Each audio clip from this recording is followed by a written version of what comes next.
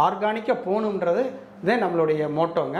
அது நம்மாழ்வார் இப்போ அவங்கள வழி தொடர்ந்து வந்து ஜெயராம் இந்த இயற்கைக்கு நான் செய்யணும் அப்படின்ற ஒரு ஆர்வத்தில் மண்புழு உர தொழிற்சாலையை நாங்கள் நிறுவி பிளான்ட் வச்ச உடனே நல்லா க்ரோத் வரணும்னா கண்டிப்பாக மண்புழு உரம் வந்து யூஸ்ஃபுல்லாக இருக்குது. ஆட்டு உரம், தொழு உரம், பாட் மிக்ஸு, அப்புறம் பஞ்சகாவியம், மீனமிலம், ஜீவாமிர்தம். இதே கம்போ, சோளமோ, நெல் இந்த மாதிரி இருந்தால் ஒரு ஏக்கருக்கு 1 டன்னுங்க சார். ஆர்கானிக்காக நம்ம பண்ணுறப்ப அந்த கன்சிஸ்டன்சி இருக்குது பார்த்தீங்களா, அவுட்புட் கன்சிஸ்டன்சி அது வந்து நிரந்தரமாக இருக்குங்க. பேரலாக ஹாஸ்பிட்டல்ஸும் நம்மளுக்கு வந்து நோய் நொடிகளும் அதிகமாக ஆயிடுச்சு. கஸ்டமருக்கு போகையில் பார்த்தீங்கன்னா மண்புழு ப்ளஸ் மண்புழோட முட்டைகள் 1000 ஆண்டுகளுக்கு இந்த நம்ம கூடிய ஜென்ரேஷன் விதைகளையும் சரி மண் வளத்தையும் சரி நம்ம வரக்கூடிய சந்ததிக்கு விட்டுட்டு போகணும். ஸோ நீங்கள் ஒரு ஆண்டர்பிரனருக்கு கண்டிப்பாக உங்களுக்கு 1008 ஆப்பர்ச்சுனிட்டி இருக்குது. எல்லாரும் மண்புழு உரத்தை யூஸ் பண்ணணும், இயற்கை விவசாயம் பண்ணணும்னு சொல்கிறாங்க. பட் மேக்ஸிமம் நம்மளுடைய 90% ஜாப் வந்து ஹோல்சேல்ஸ் தான். ரீட்டெயிலுக்காக ஃப்ரண்ட்டில் நிறையா வச்சுருக்கோம். இதே தென்னை மரம்னா ஒரு மரத்துக்கு 10 கிலோ 6 மாதத்துக்கு ஒரு ஆட்டம் இருக்குது. இப்படி ஒரு சார்ட்டே இருக்குங்க. நீங்கள் எந்த பிஸ்னஸ் ஸ்டார்ட் பண்ணாலும் டிக்னு ஒன்று இருக்குங்க. நார்மல் மண்புழு உரமாக இருந்துச்சு அப்படின்னா 7 ரூபாங்க. இதே செறிவூட்டப்பட்ட மண்புழு உரமாக இருந்துச்சு அப்படின்னா 8 ரூபாங்க.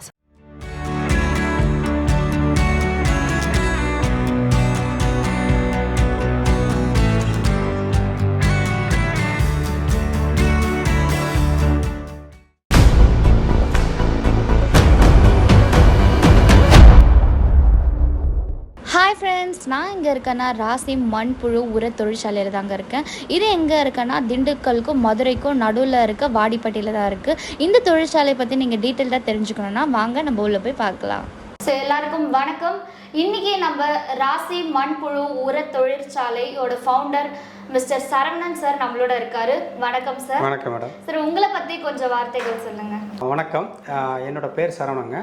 நான் பிஇ மெக்கானிக்கல் இன்ஜினியரிங் முடிச்சுட்டு கொஞ்ச நாள் ஒர்க் பண்ணிகிட்டு இருந்தேன் வெளிநாட்டில் ஒர்க் பண்ணிகிட்டு இருக்கிறப்ப எனக்கு இயற்கை மேலே ஒரு ஆர்வத்தில் நான் அப்பா ஏற்கனவே இங்கே ஃபவுண்ட் பண்ணி இங்கே இயற்கை விவசாயம் பண்ணிகிட்டு இருந்தாங்க. நம்ம வீட்டுக்கு நம்மாழ்வார் எல்லோரும் வந்திருக்காங்க. ஸோ அதோட ஈர்ப்பில் சரி நம்மகிட்ட ஃபார்ம் இருக்குது, இயற்கையான தோட்டங்கள் இருக்குது, நம்ம வந்து இந்த இயற்கைக்கு நான் செய்யணும் அப்படின்ற ஒரு ஆர்வத்தில் மண்புழு உர தொழிற்சாலையை நாங்கள் நிறுவி இங்கேருந்து மண்புழு உற்பத்தி பண்ணி நம்ம ஆல் ஓவர் தமிழ்நாடு மற்ற அதர் ஸ்டேட்ஸ் எல்லாத்துக்குமே அனுப்பிச்சிக்கிட்டு இருக்கிறாங்க. ப்ளஸ் மண்புழு உரம் மட்டும் பண்ணாமல் நம்மக்கிட்ட ஆட்டு உரம், தொழு உரம், பாட் மிக்ஸு, அப்புறம் பஞ்சகாவியம், மீனமிலம், ஜீவாமிர்தம், ஹியூமிக் ஆசிட் இந்த மாதிரி இயற்கை சார்ந்த இடுபொருள்கள் அனைத்துமே இங்கே பண்ணிகிட்ருக்குறேங்க. நம்ம லொக்கேஷன் எங்கே இருக்குன்னு கேட்டிங்கன்னா திண்டுக்கலுக்கும் மதுரைக்கும் சென்டரில் பாண்டியராஜபுரம்ன்ற ஊரில் இருக்குங்க. சார், இந்த மண்புழு உற்பத்தி இந்த பிஸ்னஸ் ஸ்டார்ட் பண்ண உங்களுக்கு வந்து ஊக்குவித்த காரணம் என்ன? அப்புறம் இந்த பிஸ்னஸை நீங்கள் எவ்வளோ இயர்ஸாக பண்ணிட்டு வரீங்க? அப்பா காலத்துலேருந்து பண்ணுறாங்க 20 இயர்ஸாக. பட் லாஸ்ட் 5 இயர்ஸாக வந்து நான் வந்ததுக்கப்புறம் கொரோனாக்கு அப்புறம் ரொம்ப முழுமூச்சமாக பண்ணிக்கிட்டு இருக்கிறோம். இந்த மண்புழு உரம் ஏன் பண்ணணும் அப்படின்ற ஒரு யோசனை பார்த்தீங்கன்னா, நம்ம நாட்டில் ஃபஸ்ட்டு நம்ம தாத்தா காலம் ஒரு 40ஸ்க்கு முன்னாடி பார்த்திங்கன்னா எல்லாம் இயற்கை விவசாயம் தான் பண்ணிகிட்டு இருந்தாங்க. எல்லாருமே ஹெல்த்தியாக இருந்தாங்க. எப்போ நம்ம பசுமை புரட்சியில் வந்து இந்த செயற்கை உரங்களை பயன்படுத்த ஆரம்பித்தோமோ அப்போ வந்து பார்த்திங்கன்னா அதுக்கு பேரலாக ஹாஸ்பிட்டல்ஸும் நம்மளுக்கு வந்து நோய் நொடிகளும் அதிகமாக ஆயிடுச்சு.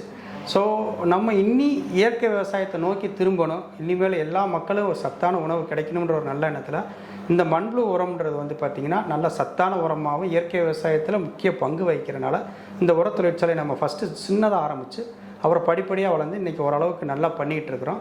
காரணம் என்னென்னு கேட்டிங்கன்னா, நம்ம நாட்டில் இருக்கிற மண் வளம் பார்த்திங்கன்னா அருமையான மண் வளம்.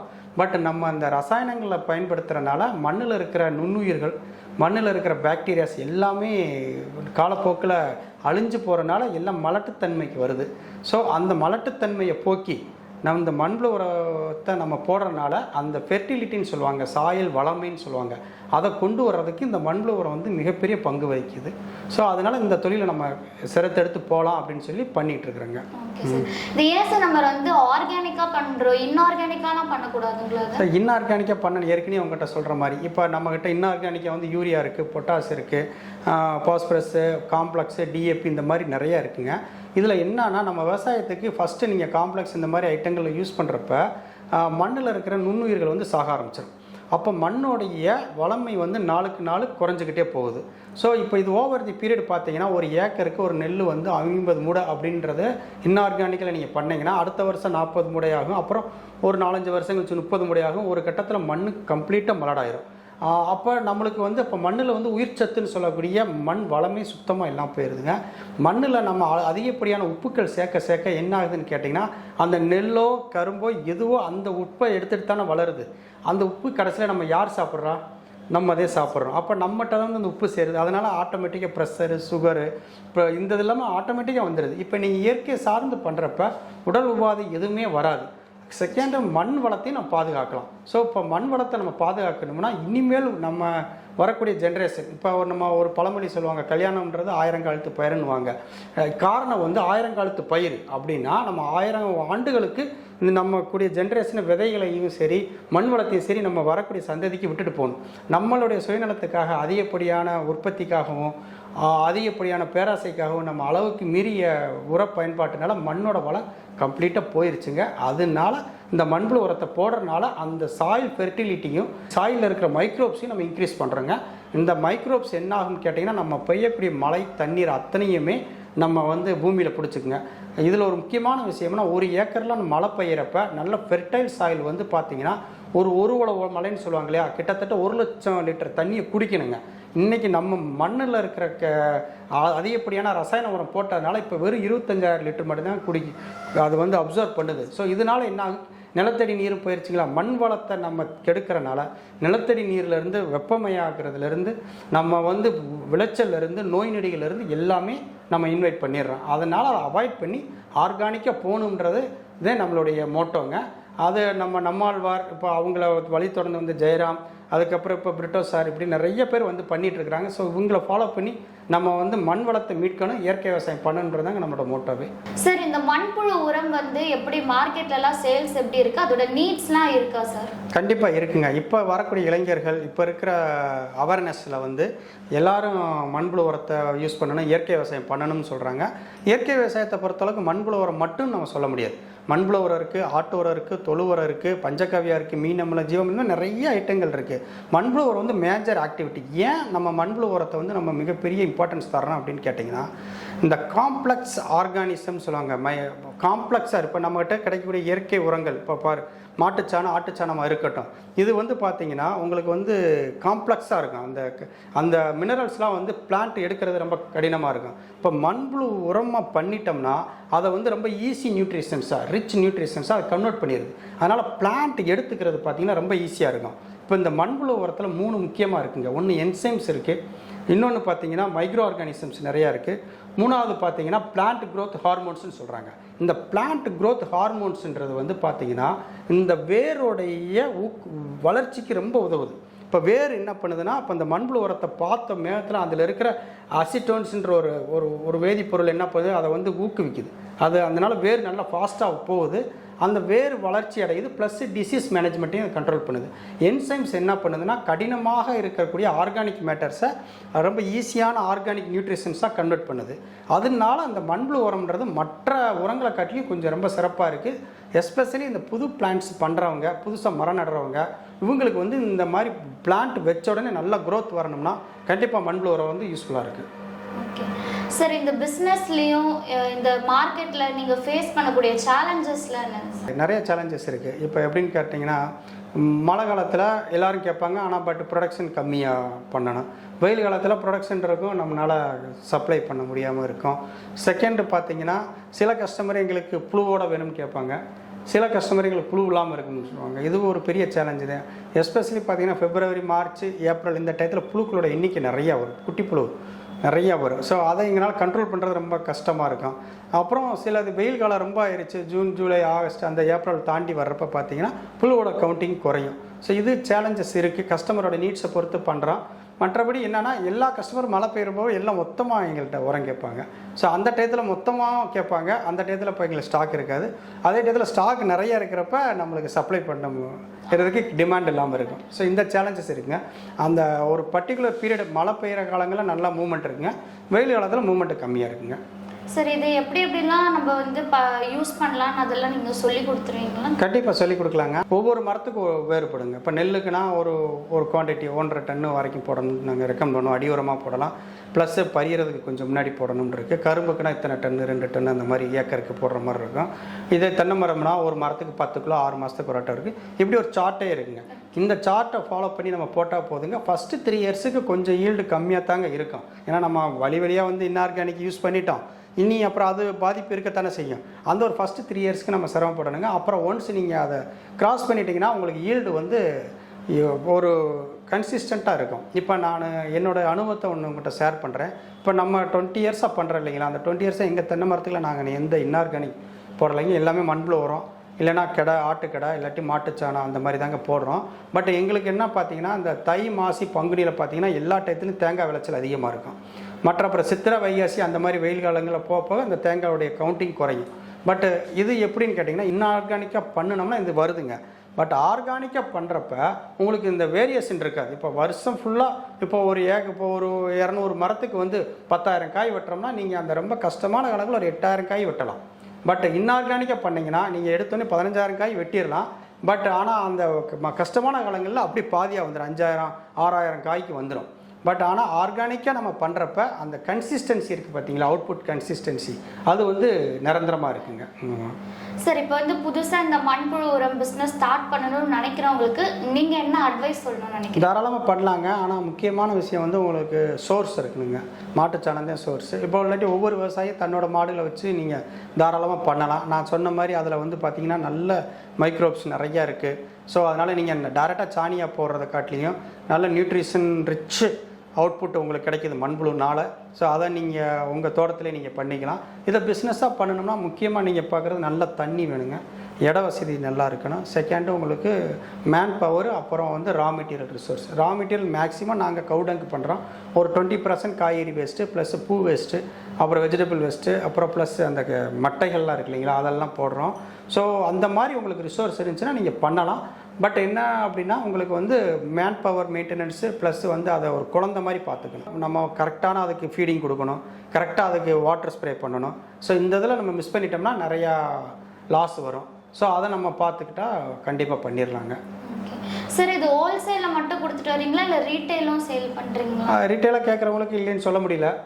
பட் மேக்ஸிமம் நம்மளுடைய 90% ஜாப் வந்து ஹோல்சேல்ஸ் தான். ரீட்டெயிலுக்காக ஃப்ரண்ட்டில் நிறையா வச்சுருக்கோம். ஒரு டீம் தனியாக ஒர்க் பண்ணுறாங்க ரீட்டெயில்ஸ்க்காக. அதை வந்து இந்த எம்எஸ்எஸ், ஏகேஆர் அந்த மாதிரியான டிரான்ஸ்போர்ட் மூலியமாகவும் அனுப்பிச்சி விட்றோம். பட் நம்மளுக்கு மெயினாக பார்த்தீங்கன்னா ஹோல்சேல் டீலர் தான் நம்ம. சார், இந்த மண்புழுவில் என்னென்ன வெரைட்டிஸ்லாம் இருக்குது? சார், நிறைய வெரைட்டிஸ் இருக்குங்க. மொத்தம் வந்து பார்த்திங்கன்னா 3200 வெரைட்டிஸ் இருக்கிறதா சொல்கிறாங்க. சார்லஸ் டார்வின்ன்றவர் 1900களில் வந்து ஒரு வேர்ல்டு ஃபுல்லாக ட்ராவல் பண்ணி கிட்டத்தட்ட 3600 வெரைட்டி இருக்குதுன்னு அவர் கண்டுபிடிச்சிருக்காருங்க. அவர் தாங்க அதுக்கு இந்த மண்புழுவோடைய தந்தைன்னே சொல்லுவாங்க. ஆனால் நம்மளுடைய கம்போஸ்ட்டுக்கு அப்படின்னு பார்த்தீங்கன்னா மொத்தம் 6 வெரைட்டிஸ் இருக்குங்க.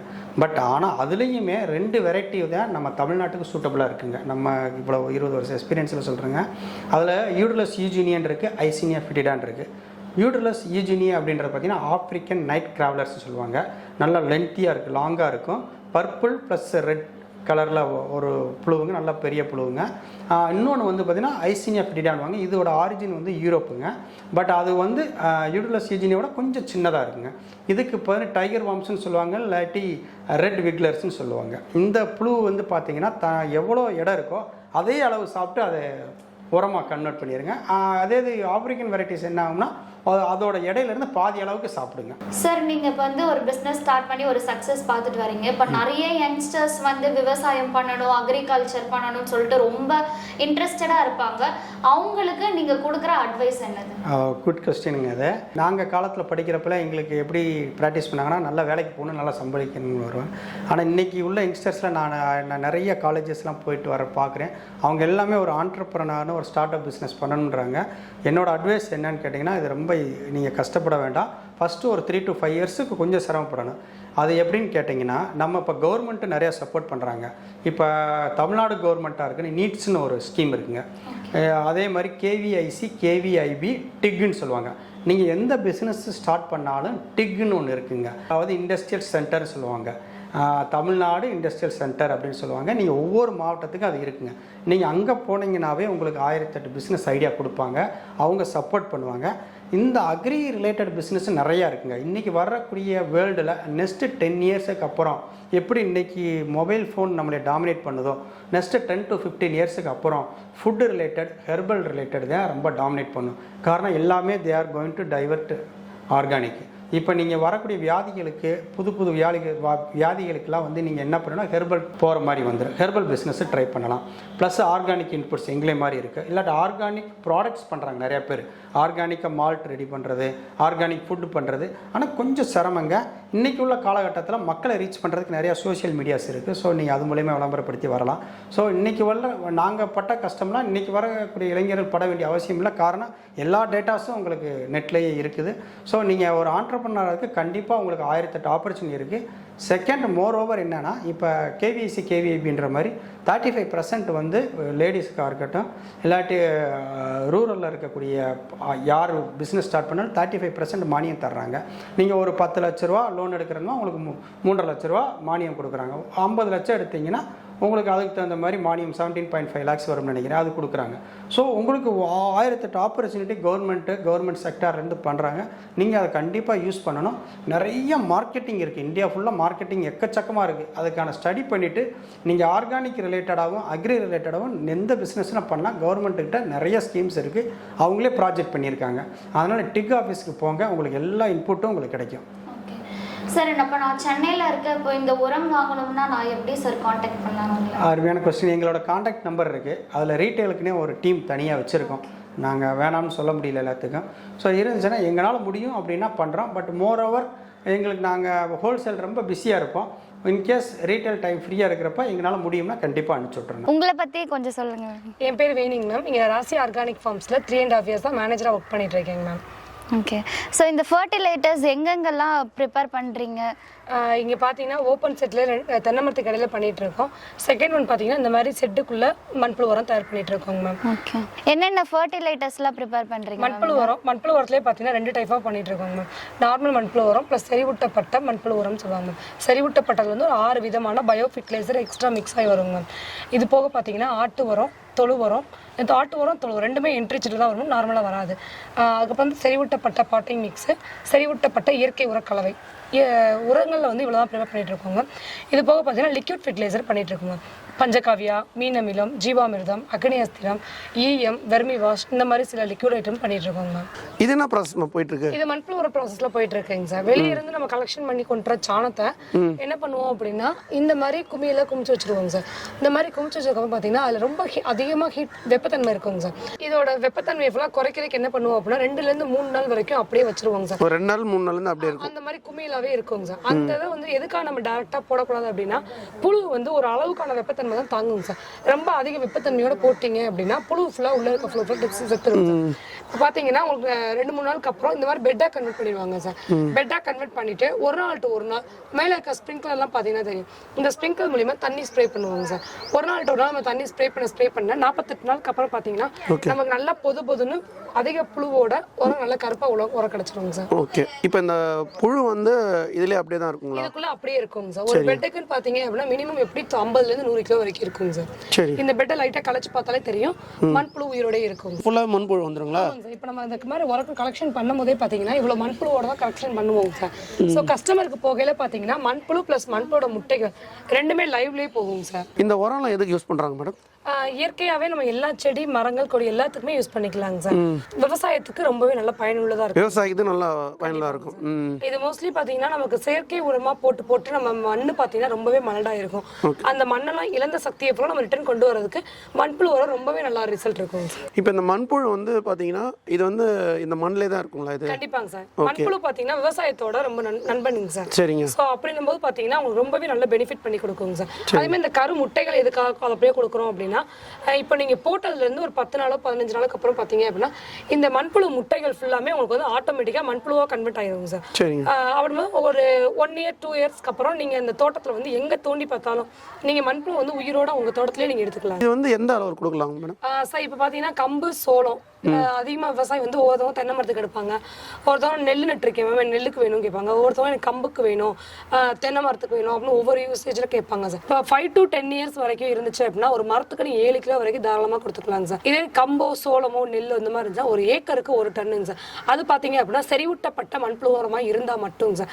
இல்லை எங்களுக்கு நார்மல் மண்புழு உரமே போதும் அப்படின்னு சொன்னீங்க அப்படின்னா 1.5 டன்லேருந்து 2 டன் வரைக்கும் கொடுத்துக்கலாங்க சார். ஈரப்பதம் எப்படி கொடுப்பீங்க? ஈரப்பதம் கம்பல்சரி இருக்குங்க சார். எதுக்காக ஈரப்பதம் கொடுக்குறோம் அப்படின்னா மண்புழு வந்து உங்களுக்கு ஈரத்தன்மை இருந்தால் மட்டும்தான் லைவ்ல இருக்குங்க சார். இல்லை அப்படின்னா மண்புழு ஃபுல்லாக டெத் ஆயிருங்க சார். அதேமாதிரி இப்போ நம்ம இங்கேருந்து லோடு அனுப்புகிறோம் அப்படின்னா ஒரு குறிப்பிட்ட அளவுக்கு மாய்ச்சல் இருந்தால் மட்டும்தான் அந்த மண்புழு வந்து லைவ்ல இருக்குங்க சார். எந்த அளவுக்கு மாய்ச்சல் இருக்கும் பார்த்தீங்கன்னா ஒரு கைப்பிடி அளவு மண்புழு உரத்தை எடுத்து ஒரு மனிதனோட பழம் எவ்வளோக்கு எவ்வளோ இருக்குமோ அந்த அளவுக்கு பலத்தை யூஸ் பண்ணி இறுக்கி புழிஞ்சோம் அப்படின்னா ஒரு சொட்டு தண்ணி வரணுங்க சார். அதுதான் கரெக்டான ஈரப்பதம் சார். இப்போ வந்து எங்கே சப்ளை பண்ணுறாங்க மேடம், என்னென்ன ரேட்டில் பண்ணுறீங்க சார்? இப்போ நம்ம Kerala, Karnataka, all over India ஃபுல்லாக பண்ணலாங்க சார். சரிங்க. இப்போ இது சின்ன பெரிய பெரிய விவசாயிகளுக்கு அப்படின்னா 2 டன் 3 டன் இந்த மாதிரி அனுப்பிச்சிருவாங்க சார். சரிங்க. இல்லைங்கக்கா நாங்கள் மாடி தோட்டம் தான் போட்டிருக்கோம், எங்களால் மாடி தோட்டத்துக்கு அவ்வளோ குவான்டிட்டி எடுக்க முடியாது அப்படின்னா மினிமம் 50 கிலோ வந்து கொடுத்துட்ருக்கோம். 50 கிலோ வந்து கொடுத்துட்ருக்கோம் சார். 50 கிலோ அப்படின்னா நாங்கள் மேட்டூர் சூப்பர் சர்வீஸ் மூலியமாகவும் பார்சல் அனுப்பிச்சிட்டு இருக்கோம். அது பார்த்தீங்க அப்படின்னா 1 or 2 days உங்களுக்கு கொரியர் வந்துடுங்க சார். இதே பல்க் ஆர்டராக இருந்துச்சு அப்படின்னா 2 டன்லேருந்து 2 டன் அப்படின்னா டாடா ஏசி இல்லை எனக்கு பெரிய பெரிய நர்சரிக்காரங்களும் என்ன பண்ணுவாங்க அப்படின்னா 10 டன் 15 டன் வேணும் அப்படின்னா பெரிய பெரிய ஈச்சர் வண்டி பிடிச்சி நம்ம அனுப்பிச்சோம். இப்போ ரேட்டில் எப்படி கொடுத்துட்ருக்கீங்க? 7 ரூபாயிலேருந்து கொடுத்துட்ருக்கோம். சரிங்க. நார்மல் மண்புழு உரமாக இருந்துச்சு அப்படின்னா 7 ரூபாங்க சார். இதே செறிவூட்டப்பட்ட மண்புழு உரமாக இருந்துச்சு அப்படின்னா 8 ரூபாங்க சார். 8 ரூபா. ஓகே. இதுங்க மேம் எல்லாம் ஃபுல்லாகவே குமிச்சு வச்சிருக்கீங்க? இது வந்து தொழு உரம் ப்ராசஸ் ஆகிட்டு இருக்குங்க சார். இந்த சைடு பார்த்தீங்கன்னா ஆட்டு உரம் ப்ராசஸ் ஆகிட்டு இருக்குங்க சார். தொழு உரம் மாட்டுச்சாணம் தாங்க சார். மாட்டுச்சாணம் இந்த தொழு உரம் வந்து ஃபுல்லாக ரெடி ஆகிறதுக்கு 8 to 10 மாதம் ஆகும் சார். இதே ஆட்டுச்சாணம் பார்த்தீங்க அப்படின்னா 1.5 வருஷத்து வரைக்கும் மக்கும் சார். இது எதுக்காக இந்த மாதிரி இந்த மாதிரி திறந்த வெளியில் போட்டு மக்க வச்சிருக்கோம் அப்படின்னா வெப்பத்தன்மை ஃபுல்லாக எடுக்கிறதுக்குங்க சார். இது நல்லா 1.5 வருஷம் ஆயிடுச்சு அப்படின்னா நல்லா பவுடர் ஃபார்ம்ல ஆயிரும் சார்.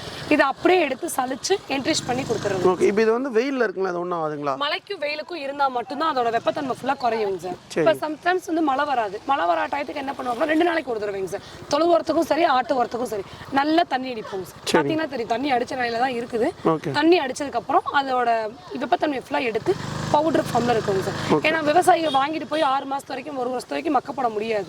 அதனால நம்மளே மக்க வச்சு ரெடியா கொடுத்துருவோம் sir. Okay. So viewers sir நமக்கு வந்து இயற்கை உரங்கள் பற்றி வந்து ரொம்பவே அழகாக எக்ஸ்பிளைன் பண்ணியிருந்தாரு. அது மட்டும் இல்லாமல் நானே இங்கே சைட் விசிட் பண்ண ரொம்ப கூலிங்காகவும் இருக்குது. நல்லா மண்ணெல்லாம் உற்பத்தி பண்ணி நான் இங்கே வந்தோடனே மழை தான் வர பெஞ்சுது. ஸோ கிளைமேட்டும் செம்மையாக இருக்குது, இங்கே உற்பத்தியும் நல்லா இருக்கிறதுனால நான் என்ன சொல்கிறேன், இப்போ இருக்க யங்ஸ்டர்ஸ் வந்து இந்த மாதிரி பிஸ்னஸ் நீங்கள் வந்து கண்டிப்பாக ஸ்டார்ட் பண்ணணும். ஏன்னா ஃப்யூச்சரில் வந்து விவசாயம் அழிஞ்சிட்டே வருது.